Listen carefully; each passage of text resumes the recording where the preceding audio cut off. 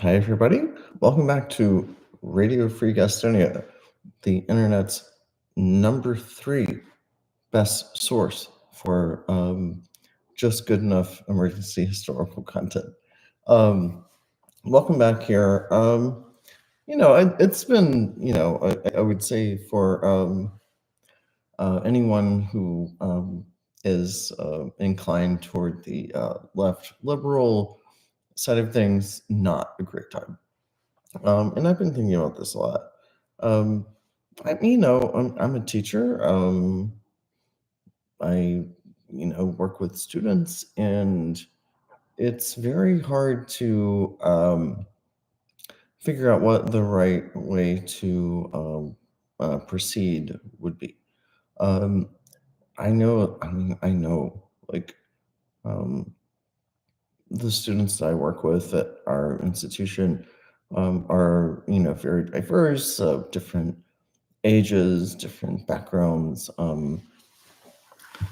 different points in their life. And, some of them are immigrants, some of them are veterans, people from all, like, that's one of the most wonderful things about, like, the place where I work is that we have everybody. Um, and, I've heard from students, um, especially graduate students, kind of concerns about, like, well, like, what dissertation topic should I pick if Elon Musk and Donald Trump are saying you can't, like, study this or that? Um, and I 100% understand why they're concerned.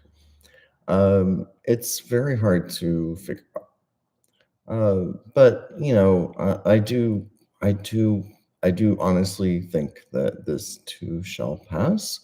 Um, this weird little moment that we're going through, I think, will change. And it's something that I've always said to students in other less weird situations that, like, um, if it was 2003 and you're like, I want to write about what's a hot topic these days, what's hot. I want to write about the religious right. It's like, well, maybe that won't. Well, okay, actually, I guess it is actually pretty a big deal. But um, just that, like, you can structure your career and your aspirations around, what you think is, hot at the moment. And I would say, 6, 7, 8, 9 years out, when this book comes out, like, that might not be hot anymore. So, to keep that in mind. And the obverse of that is true as well, which is that they're saying, oh, you can't write about gender ideology, whatever that means, or DEI or something. Like, assuming that we do have a democracy in the next 4 years, 8, 12 years, um, I mean, there's a little bit of an asterisk next to that. Like, assuming that we do have that, um, then um, you should pursue your own quest. You should, like, sorry, it's very confusing, everything being backwards. Um, you should, like, do what you believe in. And um, I'm not a huge fan of the historian Timothy Snyder, but I mean, I think what he says about authoritarianism and fascism is, you know, a good point, which is, don't surrender in advance. Like, that's one of his main things is, like, just don't. They want to terrify you. They want to scare you. They've done this blitzkrieg against the federal government and the federal employee workforce, saying we're just going to destroy everything, and we're going to literally basically put a gun to your head and say, like, you retire or not. Um, they're doing this because they want people to be afraid. And that's obviously true, right? Um, and if I were in that position, I would be thinking about taking the buyout or something.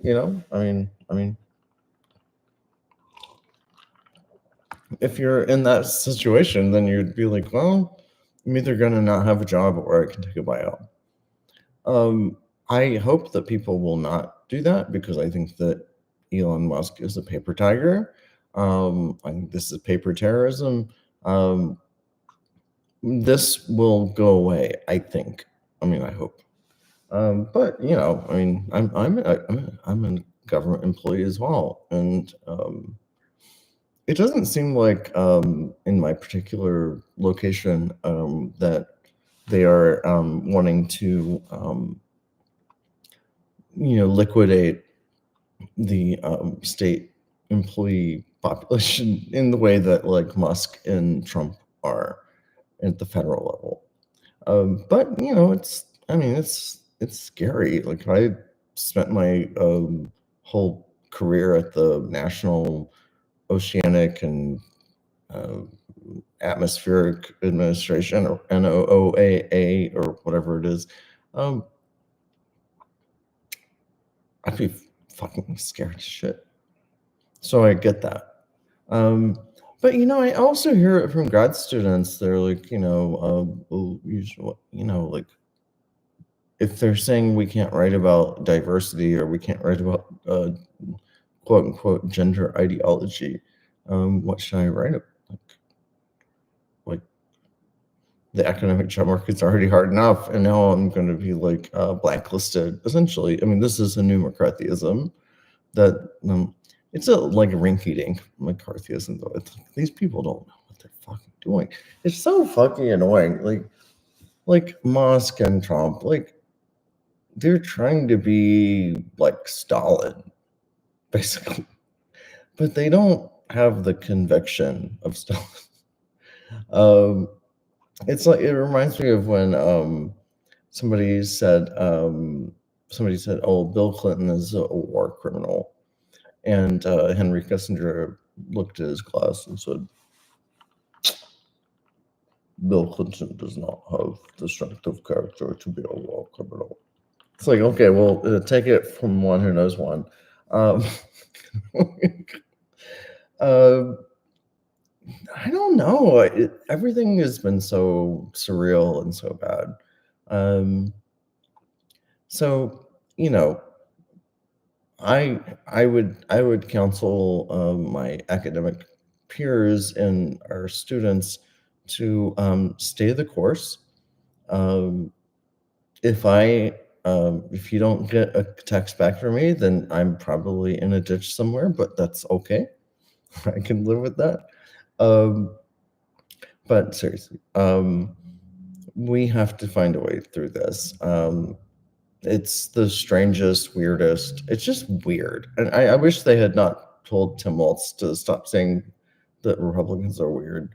That's another one of those like dumb Kamala things of like, oh, stop calling them weird. It's like, no, they're weird as shit. They say a lot of weird things, and we should make fun of them for that. It should be very clear that like these people, they want to put Dan Bongino like head of the deputy of the FBI or director or something. Don Bongino. I thought that was a made up name for a long time. I didn't think that was a real person.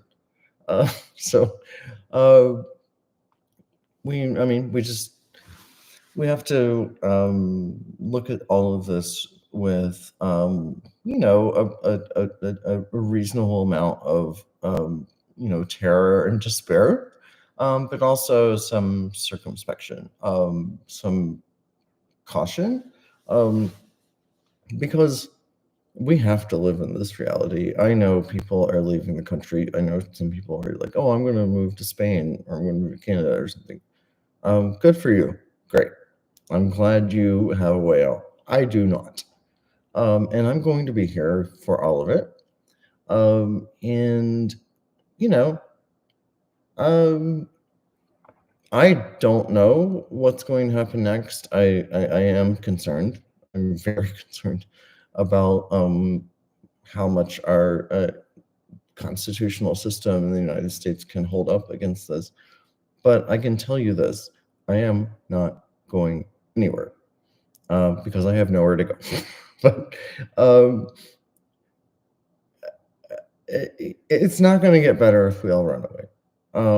I don't think this is Germany in 1933. I kind of don't think that.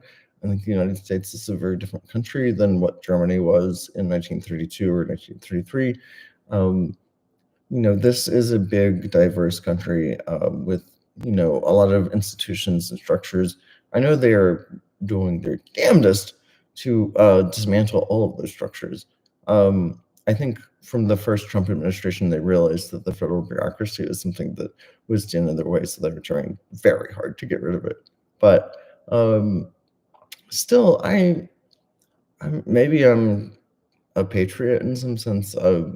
I really do think that the people of the United States are stronger than this. That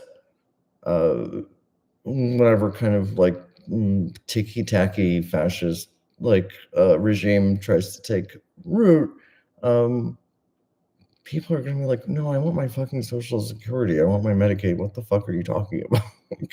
I want my kids to be able to go to school with subsidized free lunches. Like, what? Like, what? I do think there's going to be a lot of what happening. I'm not. I mean, anybody who knows me personally knows that I'm like the deepest, darkest pessimist at heart. But I do think that there's going to be a pushback on this stuff, and I don't think we're on the edge of fascism or dictatorship.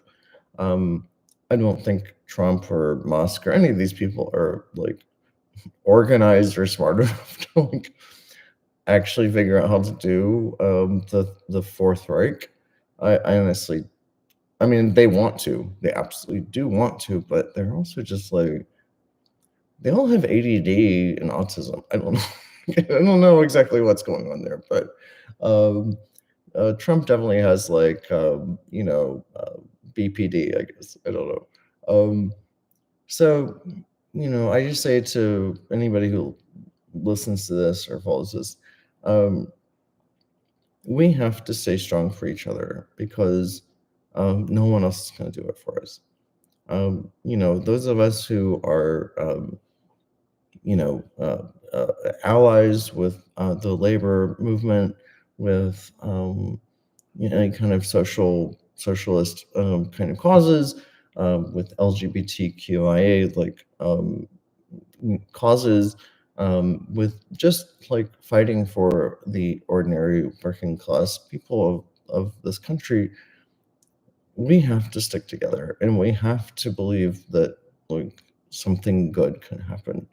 Because if we don't, then it's game over, right? So anyway, that's just what I'm thinking. I love all you guys, and this is Radio Free Gastonia. Has recently dropped to the number 4 top historical podcast about like emergency stuff or something. All right, bye.